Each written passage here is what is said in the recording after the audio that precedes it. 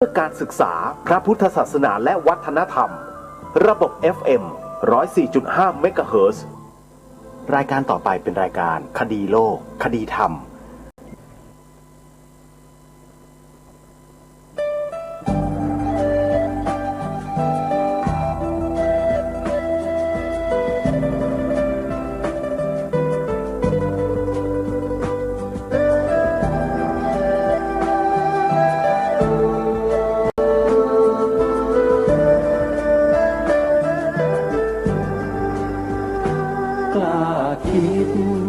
ต้องกล้าทำอย่ากลัวถ้าทำความดีเร่งศึกษาปัญหาให้ทันท่วงทีเมืองไทยจะพัฒนากว่านี้รายการดีคดีโลกคดีธรรมขอรำพันบรรยายความคิดเครื่องหมายแห่งสีทั้งสามงามถนัดขาวคือบริสุทธิ์สีสวัสดิ์หมายพระไตรรัตน์และธรรมะคุ้มจิตไทยแดงคือโลหิตเราใสซึ่งยอมสละได้เพื่อรักษาชาติศาสนาน้ำเงินคือสีโสภาอันจอมประชาพระโปรดเป็นของส่วนองค์จัดริ้วเข้าเป็นไตรรงค์จึงเป็นสีธงที่รักแห่งเราชาวไทยทหารอวตารนำไปยงยุทธวิชัยวิชิตก็ชูเกียรติสยามประเทศไทยที่เจริญมั่นคงมาได้จนถึงทุกวันนี้มิได้เกิดขึ้นจากความหวาดกลัวอย่างคลาดเขลา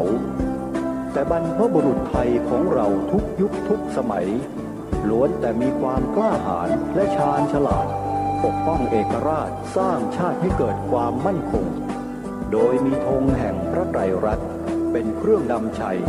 จึงเป็นที่มาที่ไปของรายการคดีโลกคดีธรรมกล้าคิดก็ต้องกล้าทำอย่ากลัวถ้าทำความดีเร่งศึกษาปัญหาให้ทันท่วงทีเมืองไทยจะพัฒนากว่านี้รายการดีคดีโลกคดีธรรมรายการดีคดีโลกคดีธรรม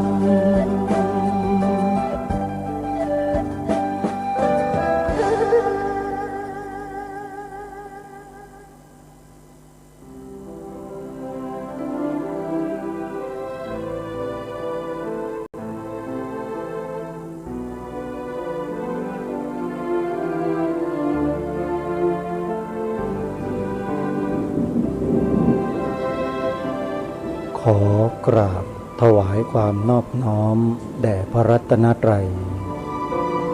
ถวายความเคารพพระมหาเถระพระเถรานุเถระทุกท่านขอความสุขความเจริญในธรรมจงบังเกิดมีแด่ท่านสาธุชนที่กำลังติดตามรับฟังรายการจากสถานีวิทยุแห่งนี้ทุกท่านขอนำท่านผู้ฟังเข้าสู่รายการคดีโลกคดีธรรม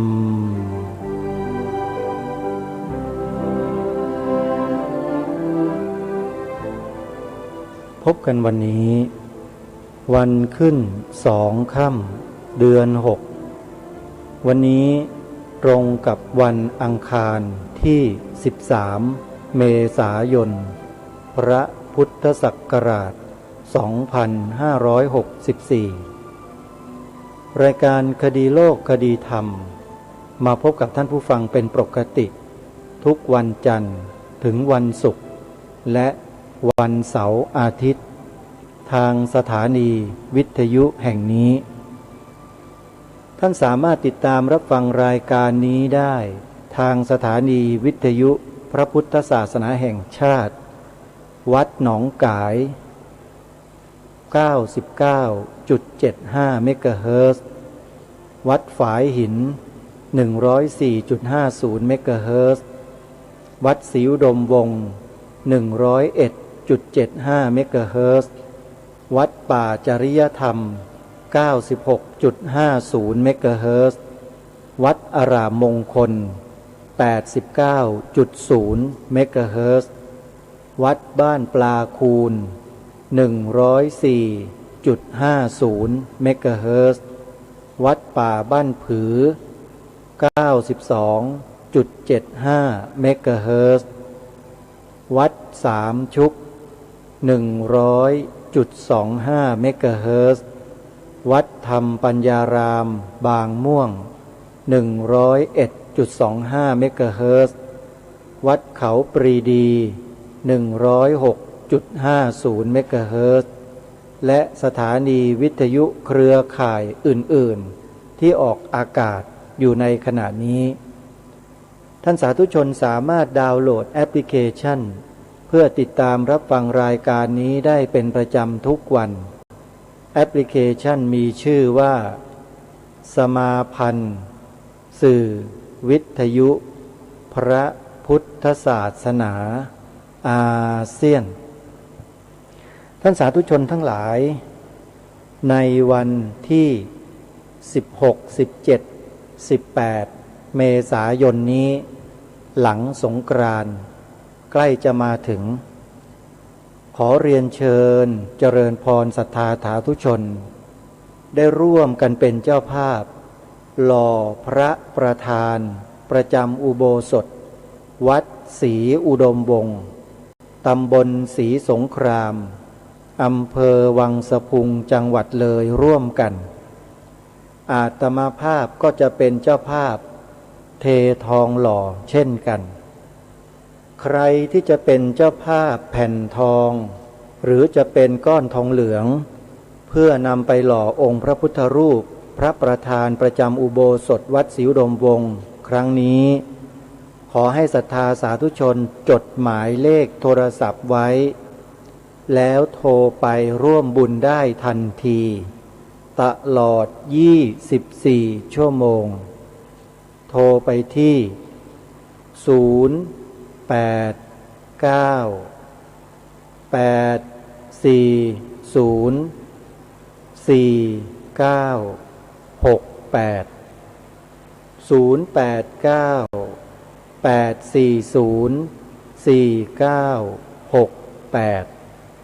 หล่อพระประธาน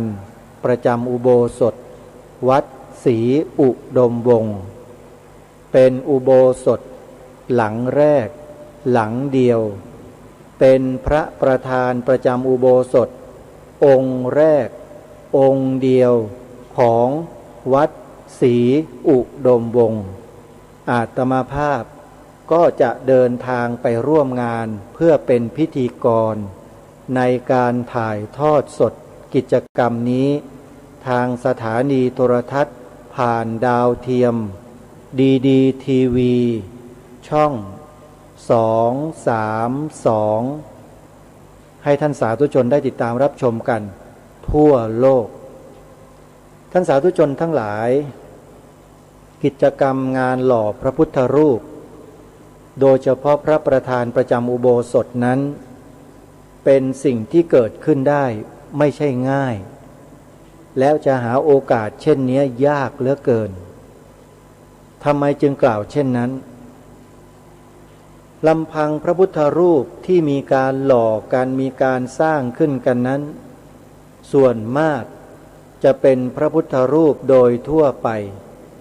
สร้างขึ้นมาแล้วก็ประดิษฐานไว้ตามศาลาตามหอตามมณฑป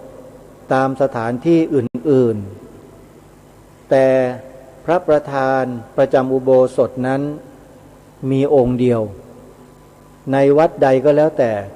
มีพระประธานเพียงองค์เดียวส่วนองค์อื่นๆเป็นรองประธานทั้งนั้นโยมเพราะฉะนั้น17เมษายนนี้จะประกอบพิธีเททองหล่อพระพุทธรูปเป็นพระประธานประจำอุโบสถวัดศรีอุดมวงศ์ในเวลา 9 โมงกว่าศรัทธาสาธุชนสามารถที่จะเลือกติดตามข้อมูลข่าวสารทางสื่อพระพุทธศาสนาของเราได้โดยเฉพาะท่านใดที่ต้องการติดตามให้ต่อเนื่องและสามารถติดตามได้ตลอดเวลาท่านดาวน์โหลดแอปพลิเคชันสมาพันธ์สื่อวิทยุพระพุทธศาสนาอาเซียนไว้ไม่ผิดหวังท่านจะได้สดับรับฟังสดๆจากพื้นที่จริงๆในการประกอบพิธีเททองหล่อในวันนั้นแน่นอนรายการคดีโลกคดีธรรมย้ำมาโดยตลอดว่าให้พวกเราได้ช่วยกันบอกต่อให้ผู้อื่นให้ญาติมิตรสหายของเราได้ดาวน์โหลดแอปพลิเคชันอันทรงคุณค่านี้กันไว้นะมีประโยชน์ต่อชีวิตของเราครอบครัวของเราเพื่อนร่วมโลกของเราจริงๆโยมต้องการได้บุญแบบไม่ต้องลงทุนไหมบอกผู้อื่นให้ดาวน์โหลดแอปพลิเคชันสมาพันธ์สื่อวิทยุพระพุทธศาสนาอาเซียนด้วยกันแล้วเราก็จะได้บุญตลอด24ชั่วโมงเอาละศรัทธาสาธุชนหมายเลขโทรศัพท์ที่ญาติโยมจะโทรเข้าไปเพื่อร่วมบุญหล่อพระประธานประจำอุโบสถวัดศรีอุดมวงศ์นะโทรไปที่เบอร์นี้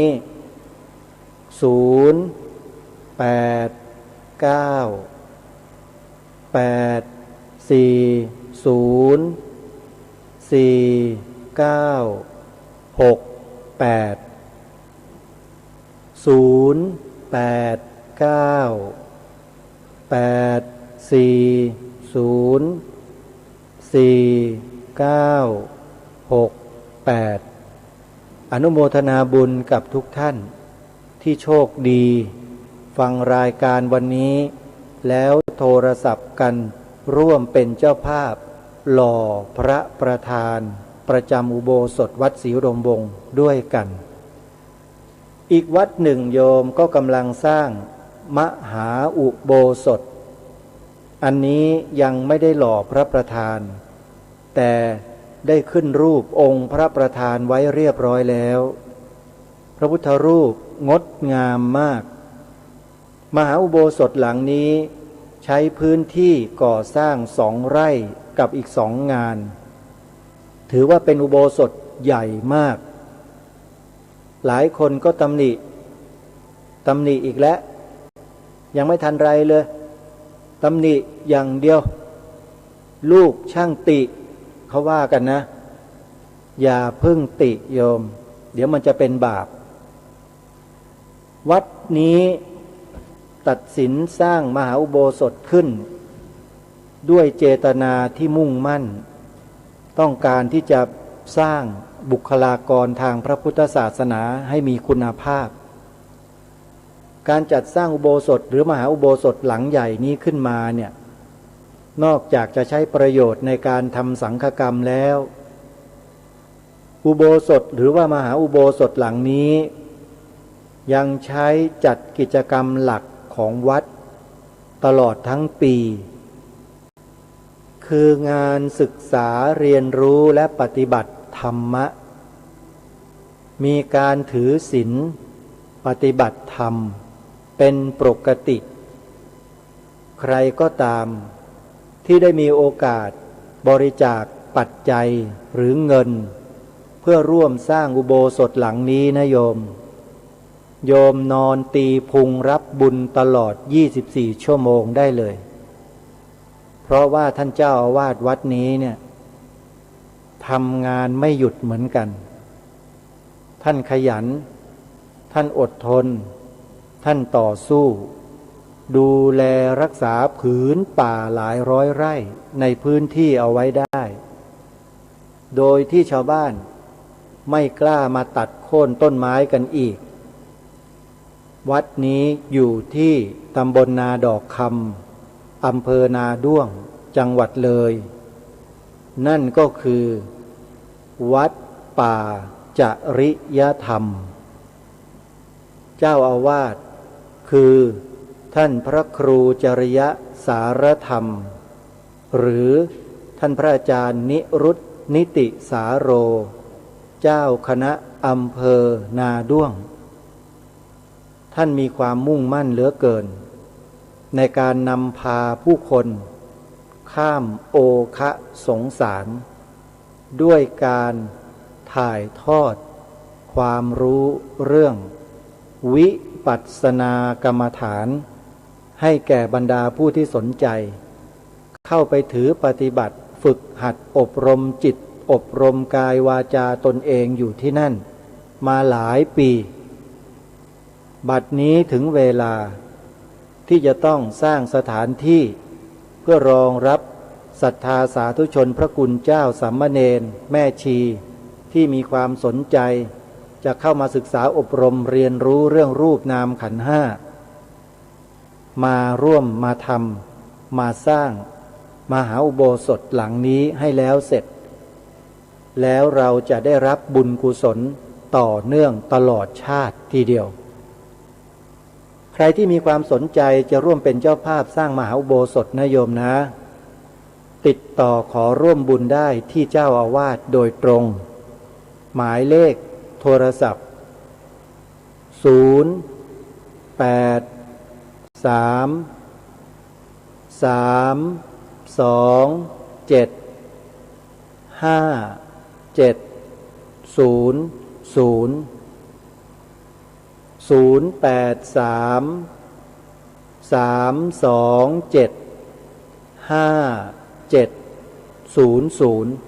พระครูจริยสา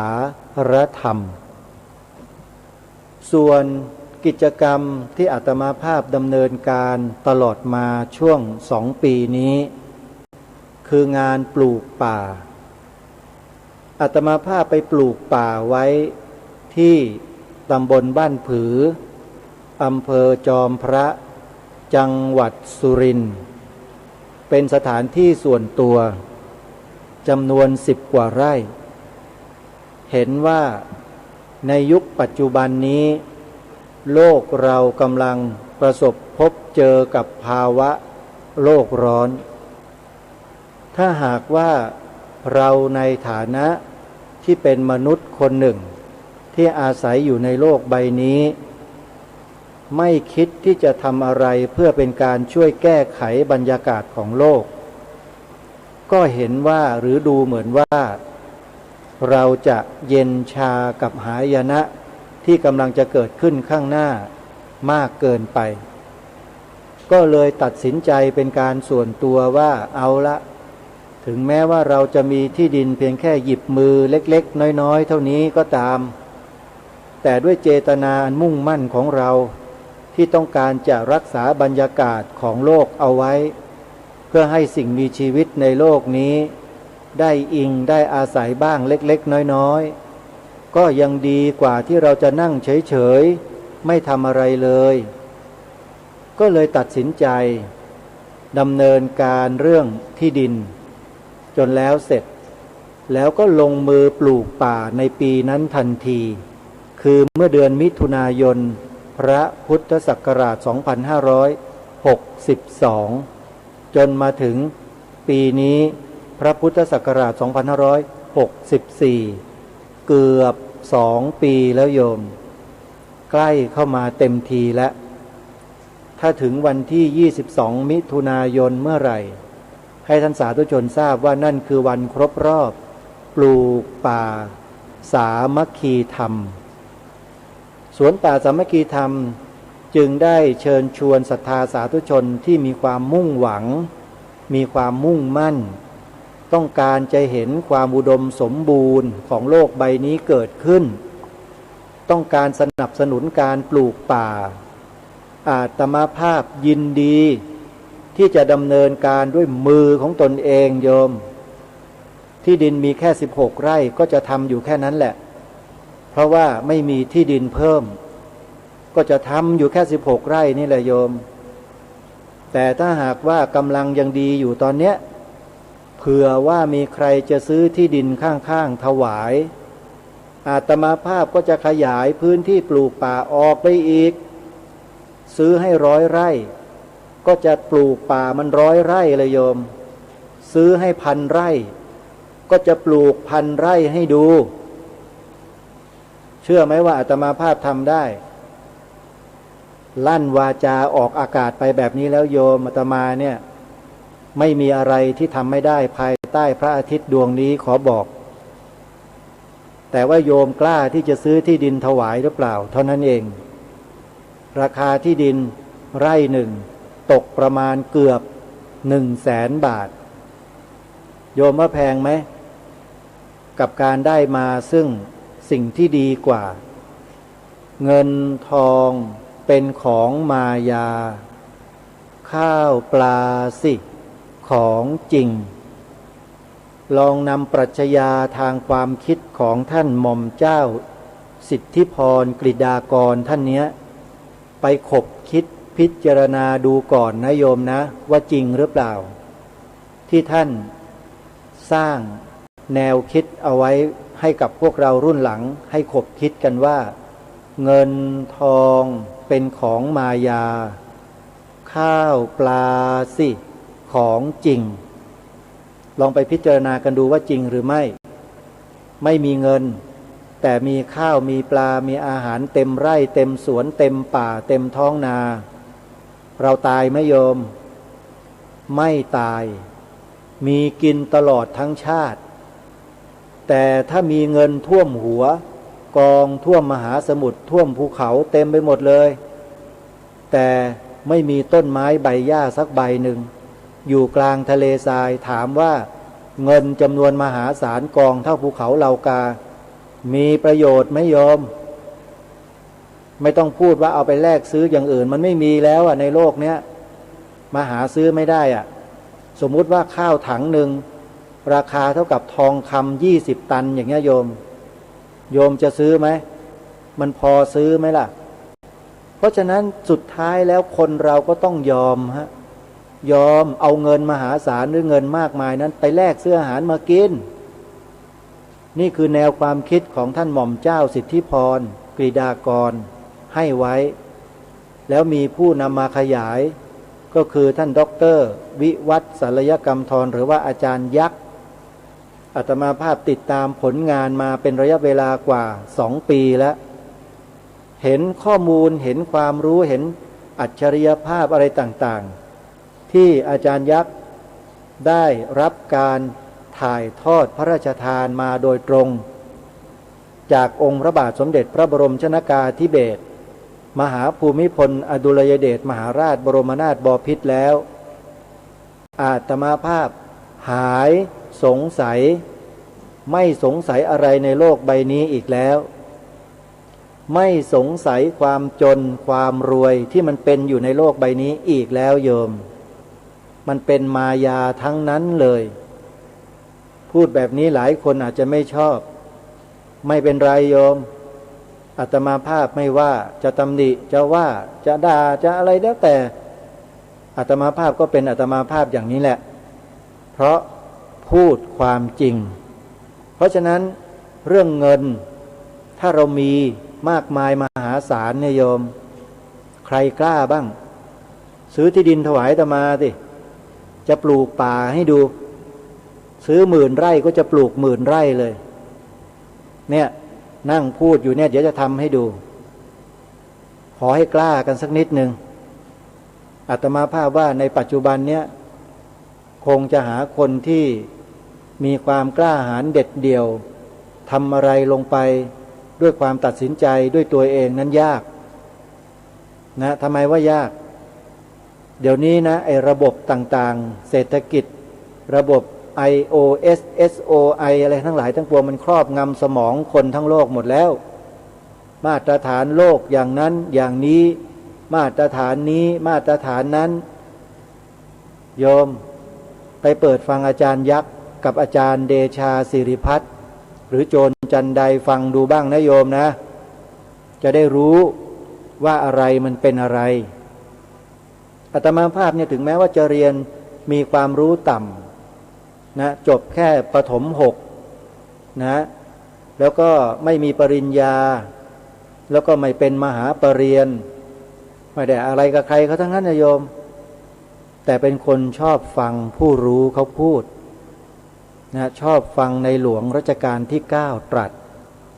ชอบนำพระบรมราโชวาทของพระองค์ท่านมาอ่านมาศึกษาชอบนำแนวพระราชดำริของพระองค์ท่านมาเรียนรู้มาทดลองปฏิบัติแล้วเราก็ทราบถึงความจริงเมื่อเราลงมือปฏิบัติมันก็จะเกิดผล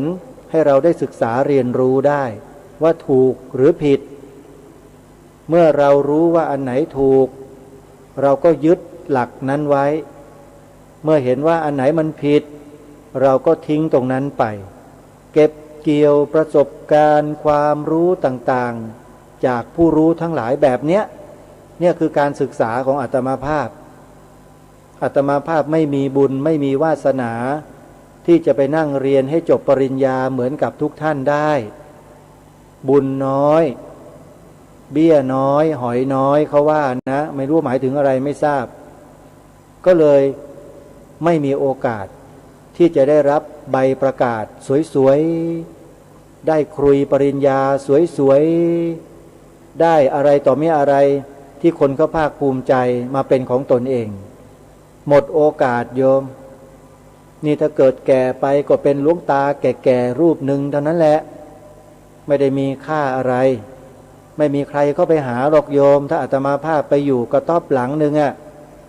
เพราะไม่มียศไม่มีตำแหน่งไม่มีความรู้อันนี้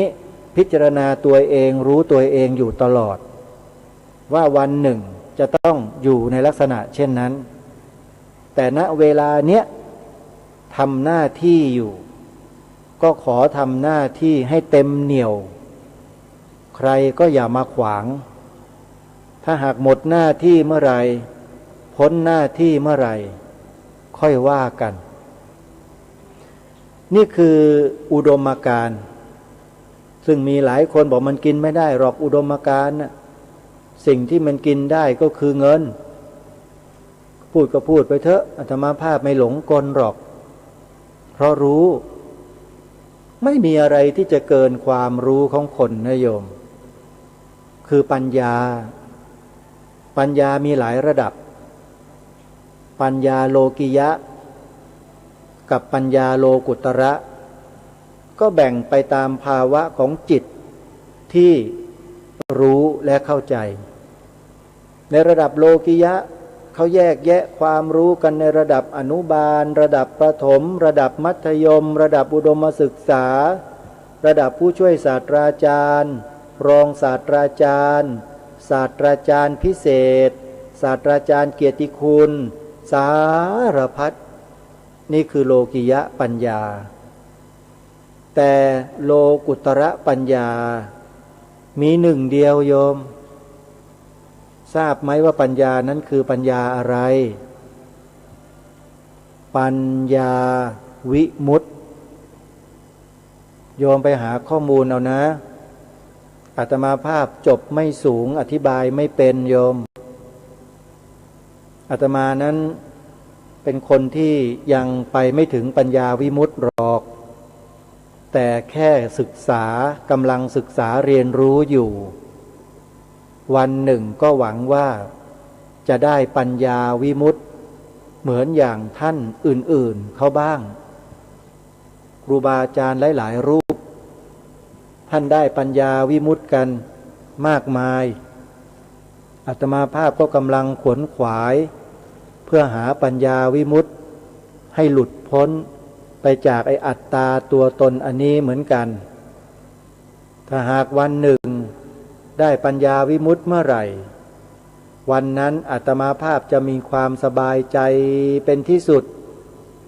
จะหลุดพ้นไปจากวงจรของมิจฉาทิฏฐิ 100%ได้ทุกวันนี้เป็นห่วงอยู่เรื่องเดียวคือห่วงว่าจิตตัวเองจะหลุดพ้นไปจากปัญญาสัมมาทิฏฐิอย่าให้หลุดพ้นไปจากตรงนี้เลยทำบุญทำกุศลอะไรบำเพ็ญภาวนาอย่างไรอธิษฐานจิตอย่างเดียวคือขอปัญญาสัมมาทิฏฐิให้ทรงอยู่ในจิตนี้ตลอดไปอย่าได้เสื่อมสลายไปจากจิตใจของตนเองเลยสาธุไม่ได้ขอเงินขอทองขอรวยอะไรกับชาวบ้านเขาหรอกขอปัญญาอย่างเดียวเพราะอาตมภาพมั่นใจว่าปัญญายะปริสุทธติคนเรานั้นบริสุทธิ์ได้ก็ด้วยปัญญาจึงปรารถนาปัญญาสัมมาทิฏฐิไม่ได้ปรารถนานิพพานเหมือนคนอื่นเขาหรอกโยมขอได้ปัญญาเท่านั้นแล้วก็นำมาพิจารณาศึกษาเพิ่มเติมต่อยอดให้ปัญญานั้นมีพลัง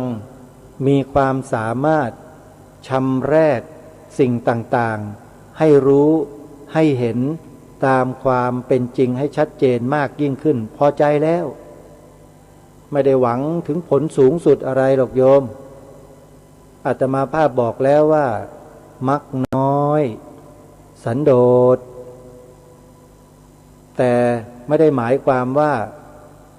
เรื่องปลูกต้นไม้เรื่องปลูกป่ามันจะเกี่ยวข้องอะไรกับเรื่องนี้นะไม่เกี่ยวกันนะโยมอย่าไปเอามาใส่มาปนกันคนละเรื่องคนเราเนี่ยมันชอบเอาโลกุตระมาปนกับโลกิยะกันเรื่อยแยกให้มันออกพูดคนละสภาวะเนี่ยบางทีคนในโลกนี้ยังไม่เข้าใจเลยเห็นโลกิยะเป็นโลกุตระเห็นโลกุตระก็อยากจะให้เป็นโลกิยะมันจึงเพี้ยนกันอยู่ในโลกใบนี้นะเนี่ยพระสงฆ์ในประเทศ 2-3 แสนรูปมีความลำบากยากเข็ญเพราะไม่มีอุปถากดูแลแต่ทำงานเพื่อพระพุทธศาสนากันทั้งบ้านทั้งเมืองวันดีคืนร้ายก็มีคนอุตริตนเองขึ้นมาว่าเป็นผู้รู้กว่าพระพุทธเจ้าเที่ยวมาพูดออกสื่อพูดไปทั่วเลยบอกว่า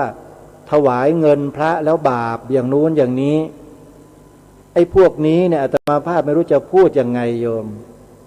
มันด้านเหลือเกินด้านมากนะมันไม่ได้ดูตาม้าตาเรือไม่ได้ดูเลยว่าสังคมโลกมนุษย์ปัจจุบันนี้มันไปถึงไหนกันแล้วไม่รู้ว่า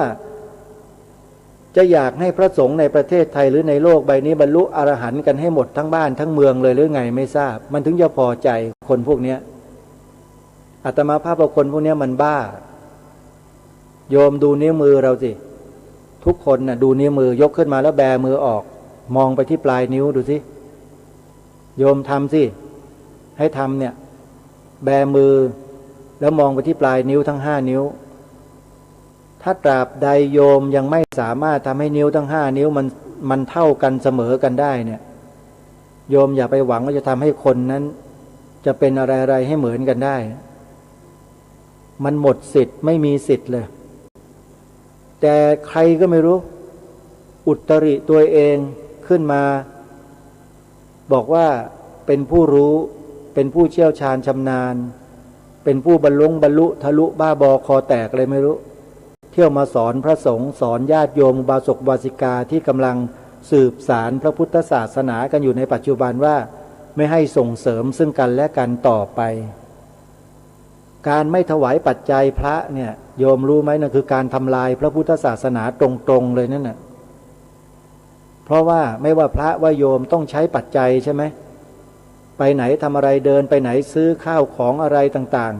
ๆพระไม่มีลูกศิษย์อาตมาย้ำเมื่อสักครู่นี้ว่าจำนวน 200,000 กว่ารูปไม่มีอุปถากนะโยมจะให้พระทุกรูปในประเทศไทยเหมือนกับหลวงปู่หลวงตา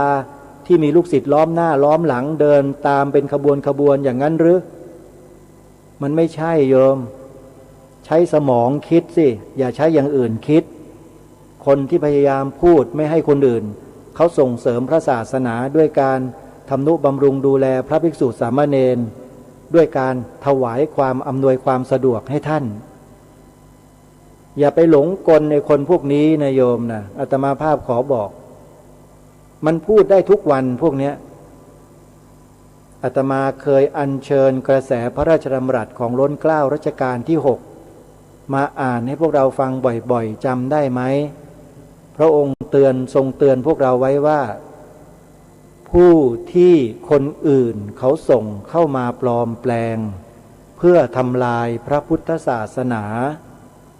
เราทั้งหลายต้องคอยระวังรู้เท่าไว้จึงจะควรวิธีการทำลายของคนพวกนี้ไม่ยากหรอกโยมทำตัวเองให้เป็นที่น่าเคารพเลื่อมใสศรัทธาให้นานเลยตั้งแต่สาวจนแก่หัวงอกจะเน่าเข้าโลงนี่แหละทำให้คนศรัทธาเยอะๆก่อนแล้วพอถึงจุดหนึ่งได้เวลาจังหวะโอกาสประเมินสถานการณ์แล้วคนไทยมันโง่กันเยอะแล้วนะเขาก็เริ่มหยอดข้อมูลใส่คนในสังคมอ้างพระวินัยบอกว่าเป็นของพระพุทธเจ้าตรัสไว้เช่นนี้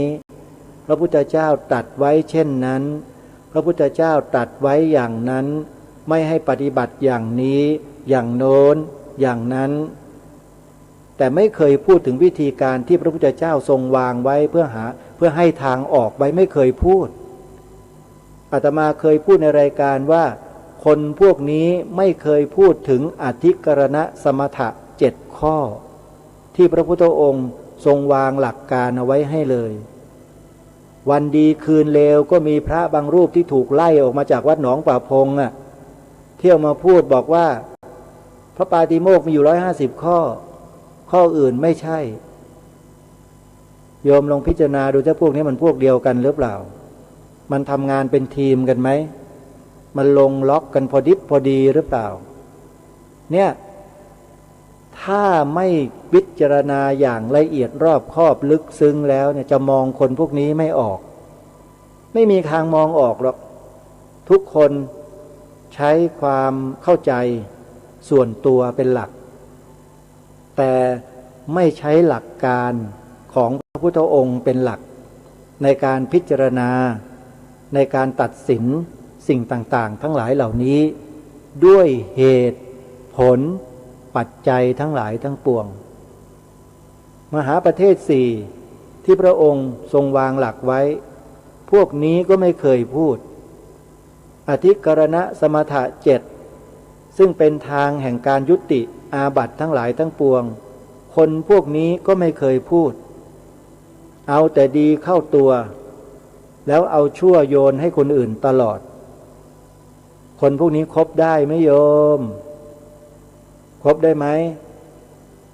แล้วมันกระทำกันแบบเนี้ยมันคือการส่งเสริมหรือการทำลายไปพิจารณากันดูให้ดีๆนะอย่าเพิ่งเชื่อคำพูดที่อาตมาภาพพูดไปนี้เพราะทุกสิ่งทุกอย่างนั้นมีที่มาที่ไปการถวายปัจจัย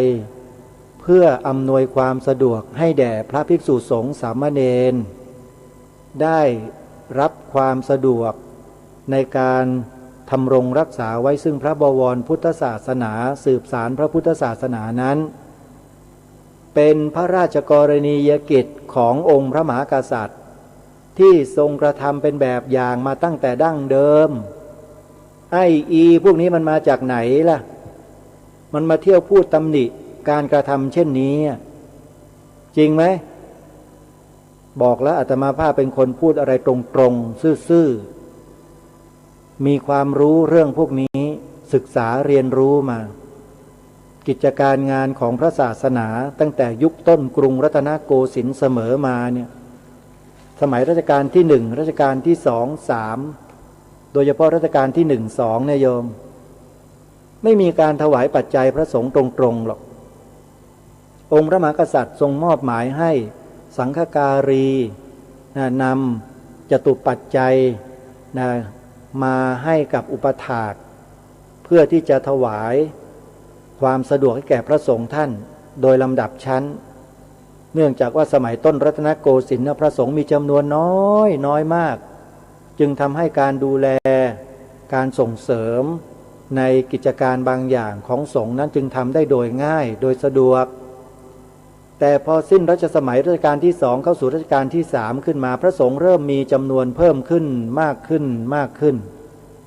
พระราชกรณียกิจขององค์พระมหากษัตริย์ของเราก็เพิ่มขึ้นมากขึ้นเจ้าหน้าที่ของฝ่ายบ้านเมืองก็มีภาระมากขึ้นเพิ่มขึ้น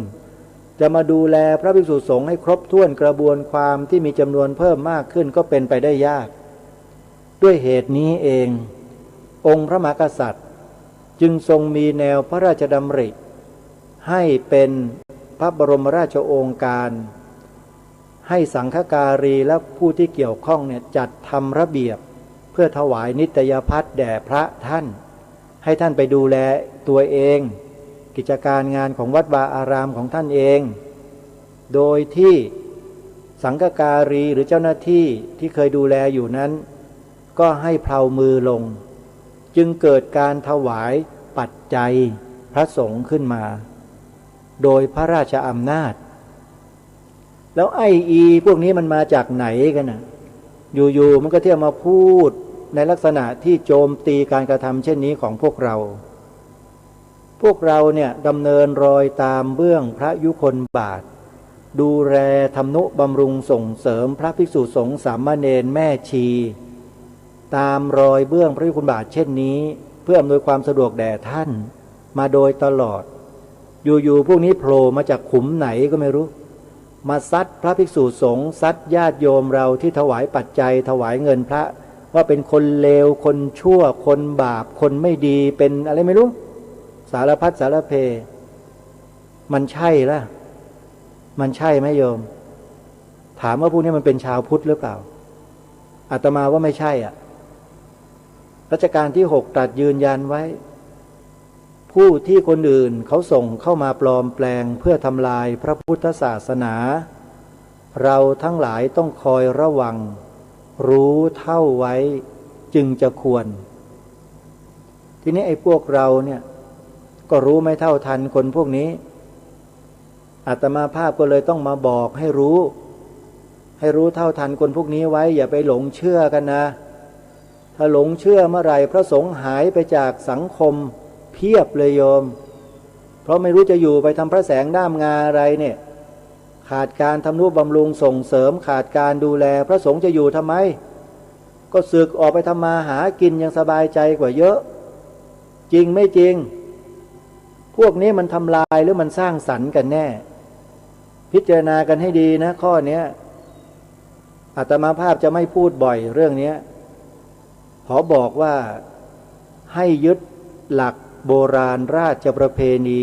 ของสังคมไทยเราเอาไว้อย่าไปหลงเชื่อคำของคนพวกนี้ที่ปลอมตัวเข้ามาพวกนี้ไม่ได้สร้างสรรค์อะไรพระศาสนานักหรอก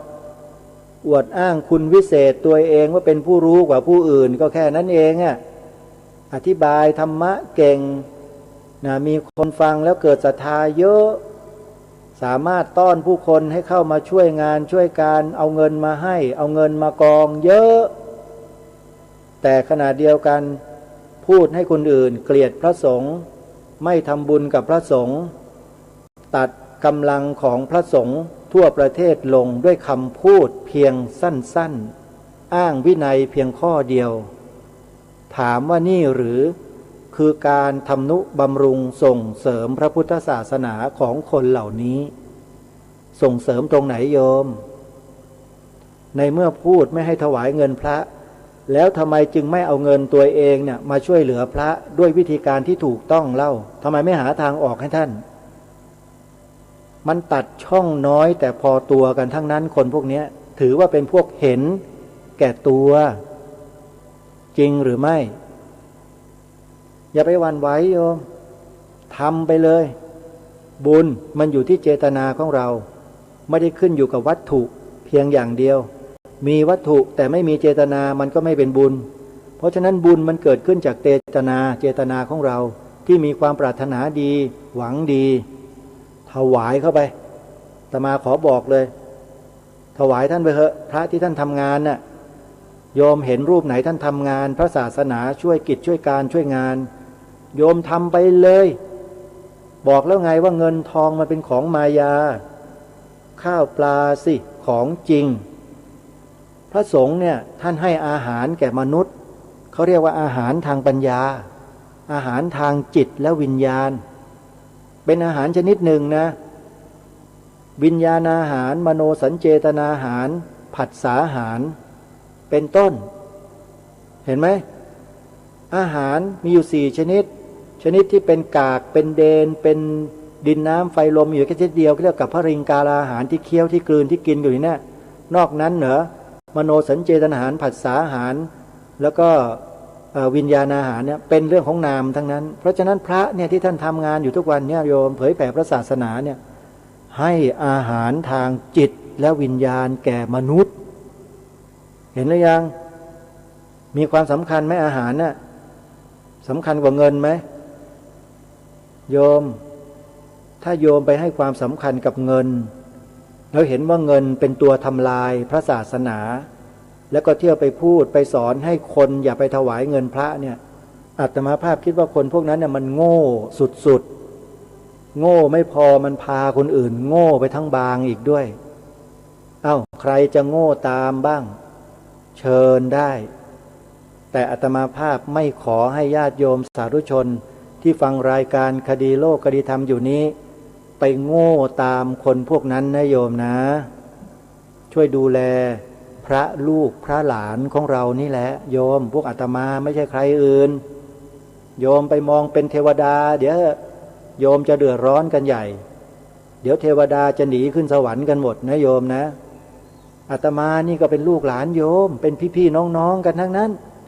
ไม่ใช่ใครอื่นไหนเลยเนี่ยก็มาบวชกันอยู่เนี่ยแล้วก็มาเรียนมาศึกษาเรียนรู้กันจนกระทั่งเข้าใจธรรมะรู้จักความจริงของชีวิตแล้วก็ดำรงตนอยู่ในสภาวะนี้เพศนี้แล้วก็นำเอาสิ่งที่รู้เนี่ยไปถ่ายทอดให้กับคนรุ่นต่อๆไปคนที่สนใจเราก็ทำหน้าที่กันเช่นนี้มาไม่รู้กี่ร้อยกี่พันปีอยู่ๆผีหาซาตานที่ไหนโผล่มาจากไหนก็ไม่รู้มาพูดขัดขวางไม่ให้พวกเราเนี่ยส่งเสริมซึ่งกันและกันมันบ้ากันใหญ่แล้วบ้านนี้เมืองนี้ไปส่งเสริมสนับสนุนไปยอยกคนพวกนี้กันอยู่ได้ยังไงจริงหรือไม่ระวังให้ดีนะรัชกาลที่6ทรงตรัสเตือนไว้แล้วนะผู้ที่คนอื่นเขาส่งเข้ามาปลอมแปลงเพื่อทำลายพระพุทธศาสนาเราทั้งหลายต้องคอยระวังรู้เท่าไว้จึงจะควรโดยเฉพาะคนที่มีอำนาจอยู่ในตำแหน่งใหญ่โตในบ้านเมืองเนี่ยควรน้อมเกล้าน้อมกระหม่อมนำกระแสพระดำรัสของพระองค์ท่านไปใส่เกล้าใส่กระหม่อมให้เยอะๆหน่อยเพราะมีอำนาจอยู่ในมือเดี๋ยวไปเชื่อไอ้พวกนี้เข้าไปทำลายงานพระศาสนาฉิบหายวายป่วงบาปกรรมกินกบาลไม่รู้จะจบจากสิ้นกันอีกระวังให้ดีนะเตือนด้วยความหวังดีนะเนี่ยไม่ได้โกรธไม่ได้เคืองไม่ได้แค้นอะไรเลยดูจิตตัวเองมาตลอดนะไม่ได้ยึดถืออะไรมันมากหรอกไอ้ตัวตนเนี่ยเพราะทำความเข้าใจกับมันเป็นอย่างดีมาแล้วอะไรที่เป็นการส่งเสริมอะไรที่เป็นการสนับสนุนให้พระสงฆ์สามเณรสืบสารพระศาสนาได้เนี่ยโยมทำไปเถอะได้บุญนะทำไปเลยเนี่ยอย่างอาตมาภาพปลูกป่าเนี่ยโยมมีอยู่10 กว่าไร่เนี่ยส่งเสริมมาโยมอาตมาก็ทำไปเท่าที่มีที่ทำแต่ถ้าโยมจะซื้อที่ดินข้างๆถวายเพิ่มอาตมาก็จะทำขยายออกไปอีกเพราะกำลังมันยังมีอยู่นี่ยังทำได้อยู่ไม่ใช่จะมาซื้อถวายอาตมาตอนอายุ80แล้วโยมไปเถอะไม่ต้องมาซื้อมันหมดแรงทำแล้วตอนนั้นน่ะทำอะไรไม่คิดพิจารณากันให้ดีบอกกันตอนนี้แล้วบอกว่าทำได้โยมก็ไม่สนับสนุนก็ช่วยไม่ได้โยมพอหมดแรงแล้วโยมอย่ามาถวายอาตมาไม่รับนะจริงๆอาตมาไม่รับหรอกเพราะมันไม่ใช่เวลาที่อาตมาภาพจะต้องไปเดินไปย่ำอยู่กับพื้นดินตากแดดตากฝนอยู่กำลังมันหมดตอนนี้กำลังมันยังดีอยู่เมื่อหวังเมื่อปรารถนาที่จะทำแล้วเนี่ยโยมก็ตัดสินใจกันนะเอาละท่านสาธุชนวันนี้เวลาของรายการหมดลงแล้วจริงๆตั้งเนื้อหาไว้จะมาเปิดให้ฟังงานถวายดุษฎีบัณฑิตกิติมศักดิ์ด้านวิปัสสนาธุระ ให้แด่หลวงพ่อพระราชสิทธาจารย์หลวงพ่อทองใบประภัสโรวัดนาหลวงอภิญญาเทศิตารามที่อาตมาภาพได้เดินทางไปร่วมกิจกรรมเมื่อวันที่ 9 เมษายนที่ผ่านมาเนี่ยพอดีมีคลิปเตรียมตั้งไว้ไม่ได้เปิดเดี๋ยวคอยฟังพรุ่งนี้แล้วกันวันนี้เวลาของรายการหมดอาตมาภาพต้องขอสมมุติยุติไว้แต่เพียงเท่านี้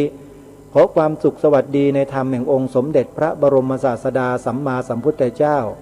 จงปรากฏเกิดมีขึ้นในจิตใจของท่านสาธุชนผู้ฟัง